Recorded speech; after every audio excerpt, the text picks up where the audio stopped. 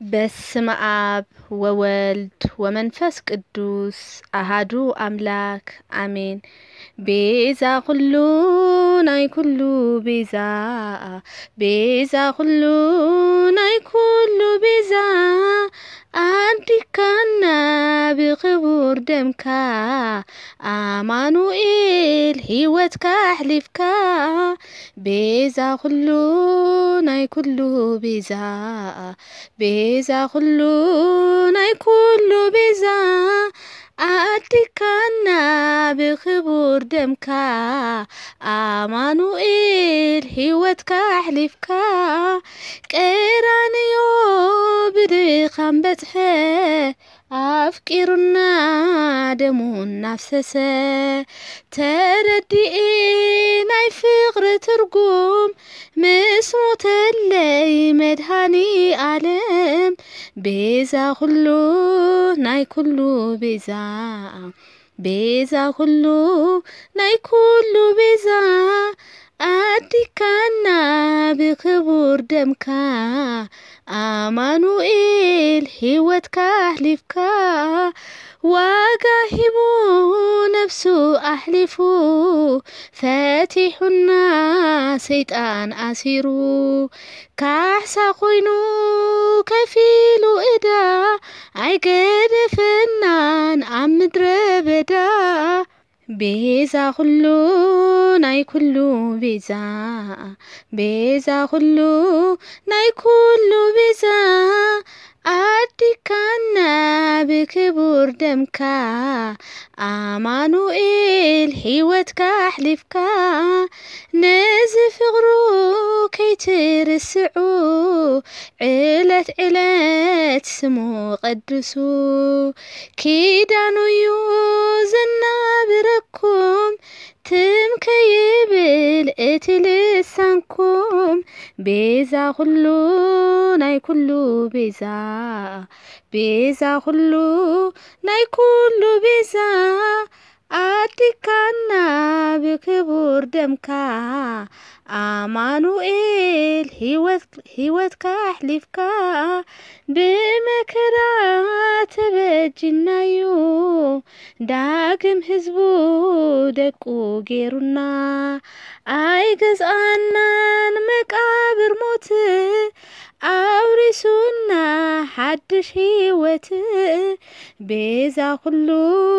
ናይ ኩሉ ቤዛ ቤዛ ኩሉ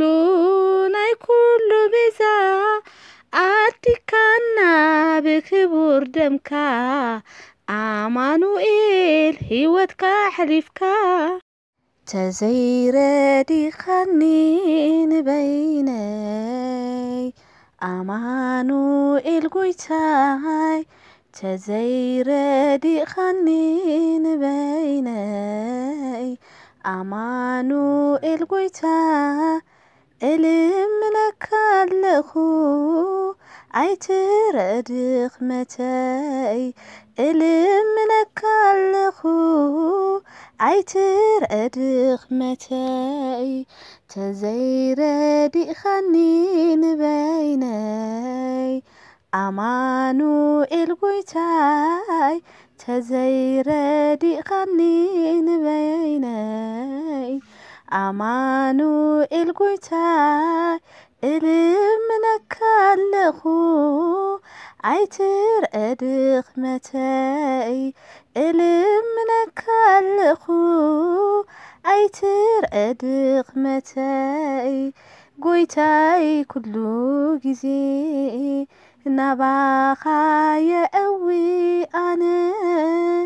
ብብዝሒ ኃጢአተይ ዕረፍቲ ስኢነ አቦታት ለሚኖም መዓስ የሕፊርካዮም ስለዝኣምኑኻ ካብ ሞት አድሒንካዮም ተዘይረዲኻኒ ንበይነይ አማኑኤል ጎይታይ ተዘይረዲኻኒ ንበይነይ አማኑኤል ጎይታይ እልምነካ ኣለኹ ኣይትረድኽ መተይ እልምነካለኹ ኣይትረድኽ መተይ የሽካኣልሉ ኣለዉ ኩሎም ዝርእዩኒ ዘድህነካ ኣምላክ ኣቤሉ ይብሉኒ ኣነስ ይፈልጦየ ሃሰኻ ናይ ምድሪ ብብርቱዕ ቅጽምካ ጎይታ ያልዕለኒ ተዘይረዲኻኒ ንበይነይ ኣማኑኤል ጎይታይ ተዘይረዲኻኒ ንበይነይ ኣማኑኤል ጎይታይ እልምነካለኹ ኣይትረድኽ መተይ እልምነካለኹ ኣይትረድኽ መተይ ኣማኑኤል ኣምላኸይ ጸሎተይ ስምዓኒ ኣውያተይ ውን ጽንበል ቀልጢፍካ ርድኣኒ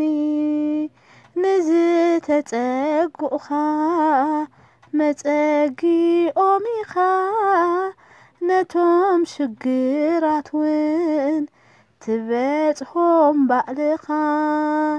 ተዘይረዲኻኒ ንበይነይ ኣማኑኤል ጎይታይ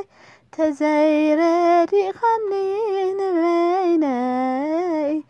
ኣማኑኤል ጎይታይ እልምነካለኹ ኣይትረድኽ መተይ እልምነካለኹ ኣይትረድኽ መተይ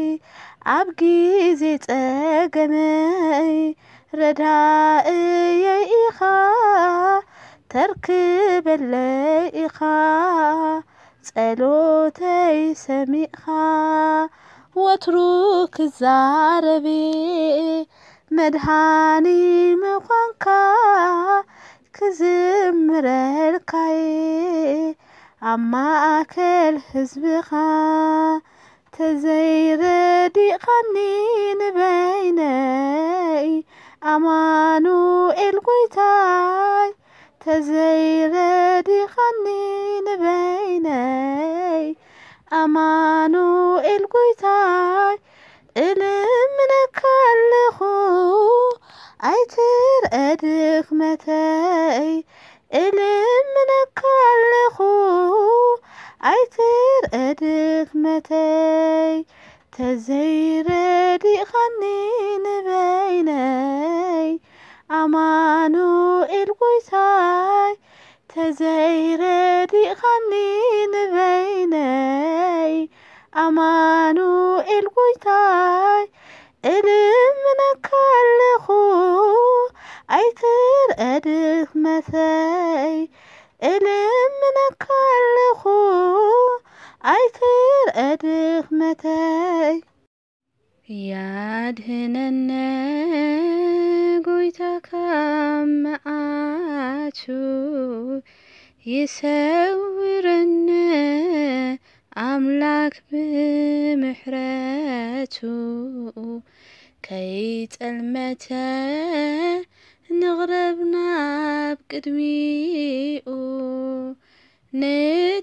ንተዓረቕ ንቕረብ ናብ ቅድሚኡ ያድህነነ ጎይታ ካብ መዓቱ ይሰውረነ ኣምላክ ብምሕረቱ ከይጸልመተ ንቕረብ ናብ ቅድሚኡ ንተዓረቕ ንቕረብ ናብ ቅድሚኡ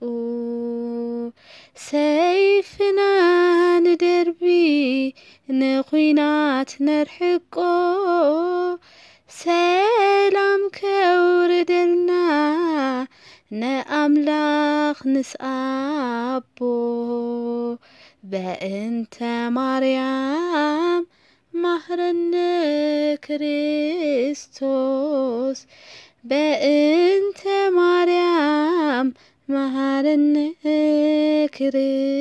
ክርስቶስ ያድህነነ ጎይታ ካብ መዓቱ ይሰውረነ አምላክ በምህረቱ ከይጸልመተ ንቅረብና በቅድሚኡ ንተአረቅ ንቅረብና በቅድሚኡ ባሲጠ ጠዊበል ዘልዓለም ይረሳ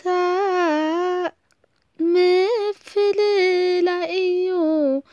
አምላክና ዝጸልእ በእንተ ማርያም ማህረነ ክርስቶስ በእንተ ማርያም ማህረነ ክርስቶስ ያድህነነ ጎይታ ካብ መዓቱ ይሰውረነ አምላክ በምህረቱ ከይጸልመተ ንቅረብና በቅድሚኡ ንተአረቅ ንቅረብና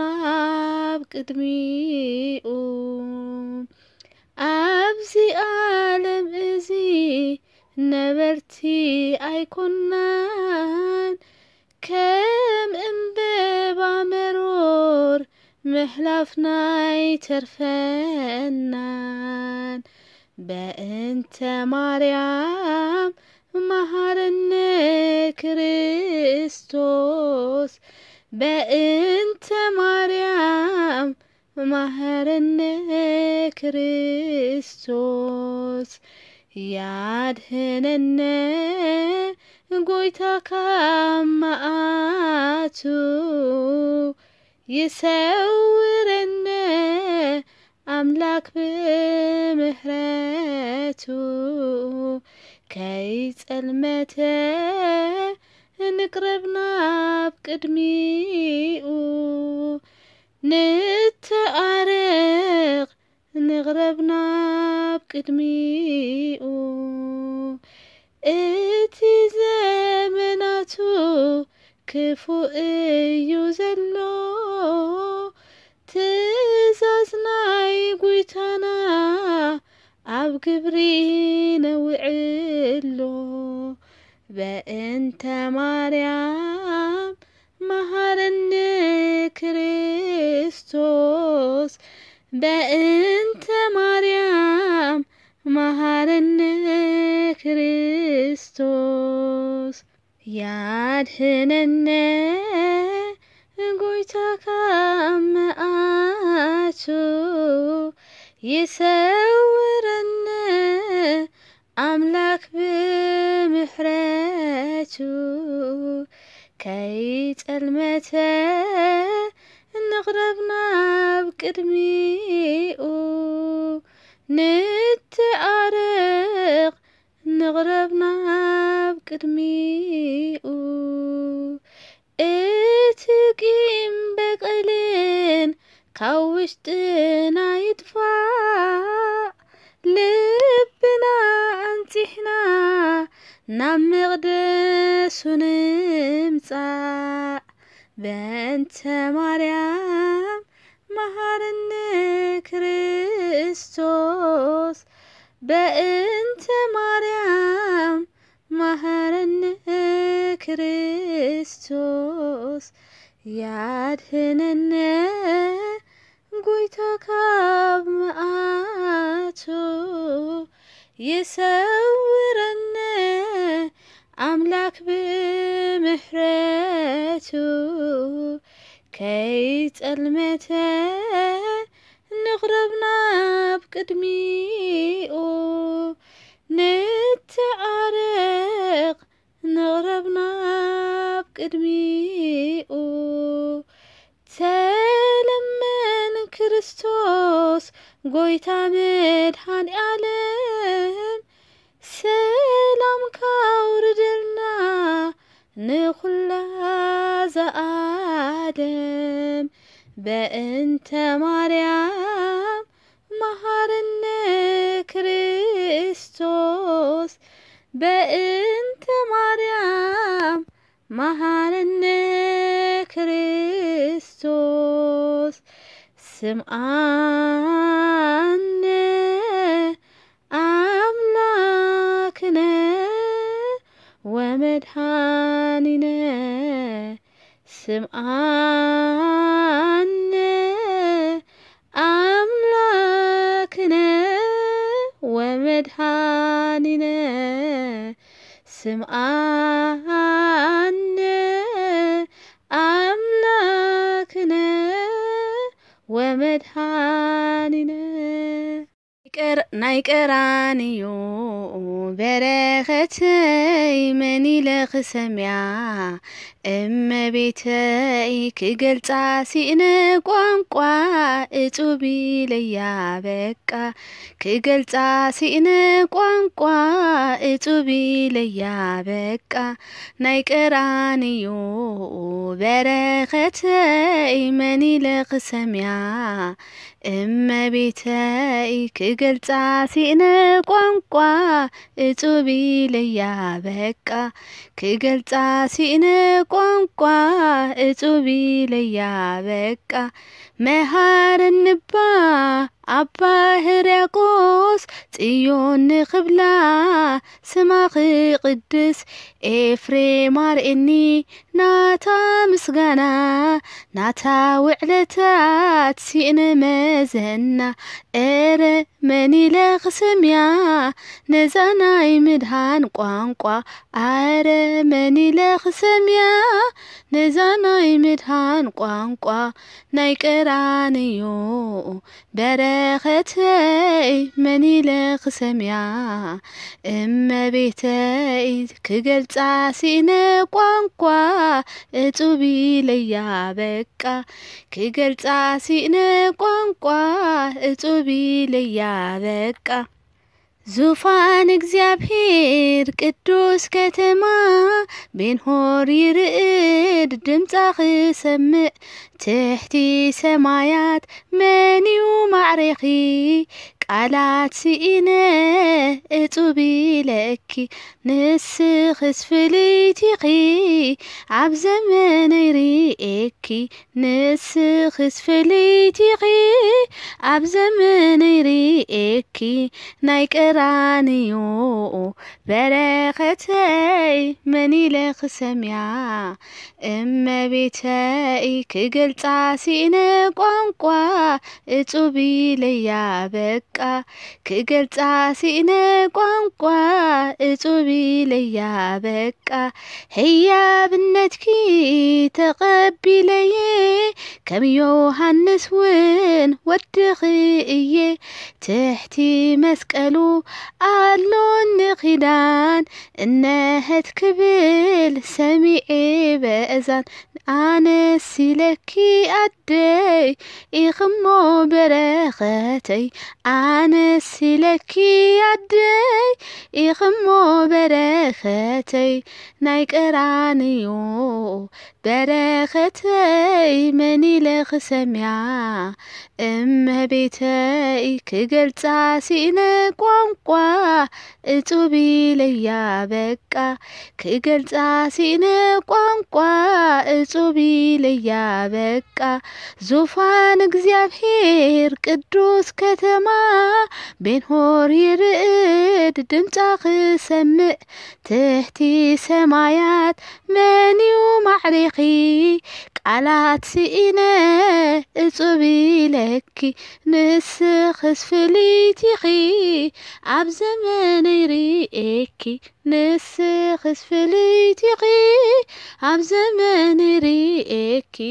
ናይ ቀራንዮ በረኸተይ መን ኢለ ክሰምያ እመቤተይ ክገልጻ ሲእነ ቋንቋ እጹብ ኢለያ በቃ ክገልጻ ሲእነ ቋንቋ እጹብ ኢለያ በቃ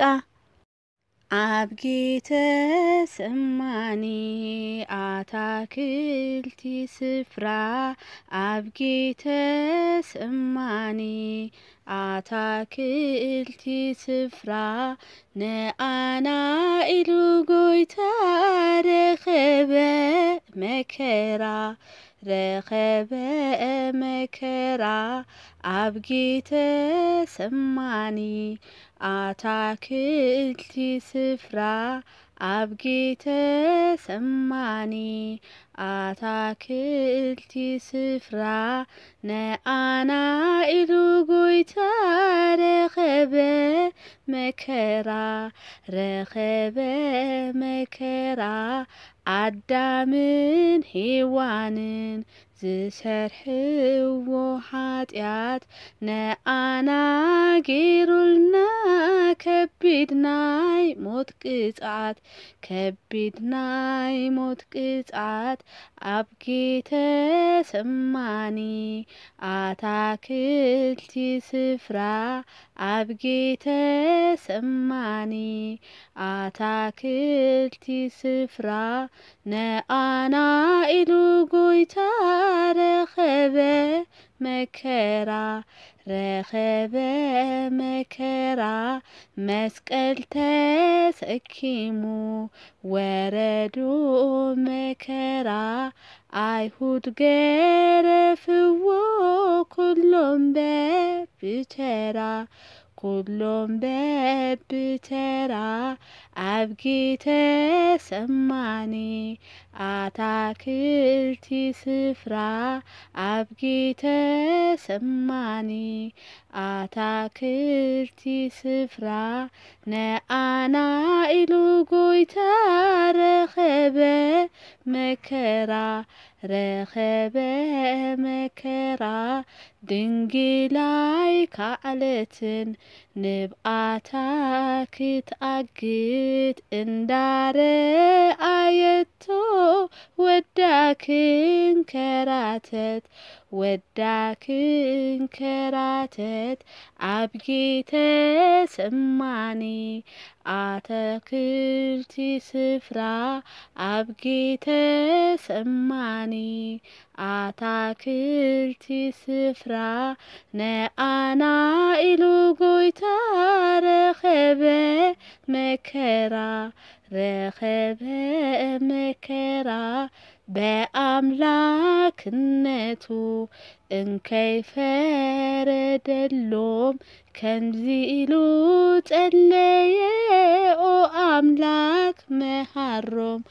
ኦ ኣምላክ መሃሮም ኣብ ጌተሰማኒ ኣታክልቲ ስፍራ ኣብ ጌተሰማኒ ኣታክልቲ ስፍራ ንኣና ኢሉ ጎይታ ረኸበ መከራ ረኸበ መከራ ብረቂቕ ስልጣኑ ኩሉ ዝፈጠረ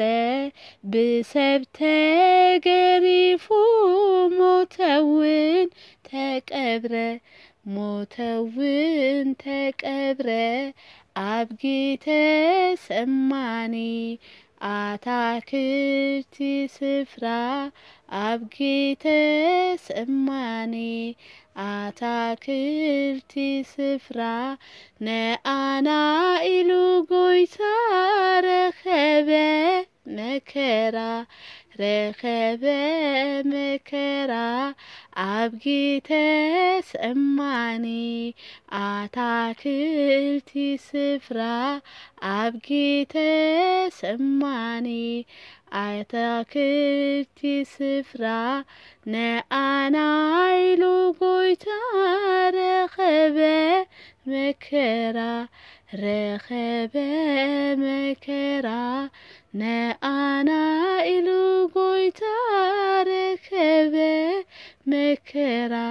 ረከበ መከራ ነአና ኢሉ ጎይታ ረከበ መከራ